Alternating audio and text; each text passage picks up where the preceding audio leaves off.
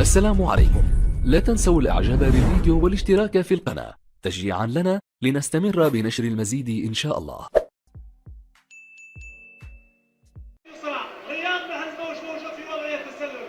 طبعا رياض لما يستلم الكرة الباقي سهل جدا الباقي الترويض والتسجيل واضافة الثاني للمنتخب الوطني. صح رياض محرز اذا يسجل الثنائية.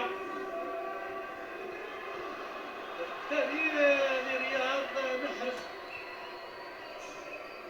هذه الدقيقة 61 مهم جدا. قلت كان لابد من تعميق الفارق، لابد من إضافة الثاني، وهو ما تحقق لرياض محرز الذي وصل الآن إلى الهدف رقم 36 مع المنتخب الوطني، معادلا بذلك رقم عبد الحفيظ تصفاوت الذي في رصيده مع المنتخب الوطني 36 هدف.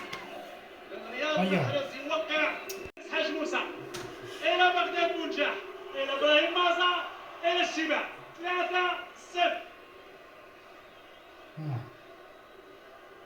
الهدف الثالث للمنتخب الوطني هذه المرة بواسطة إبراهيم مازا.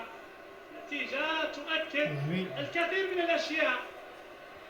نية المنتخب الوطني في هذه المنافسة، أفضلية المنتخب الوطني في هذه المباراة، وأيضا جاهزية لاعبي المنتخب الوطني في هذه المواجهة.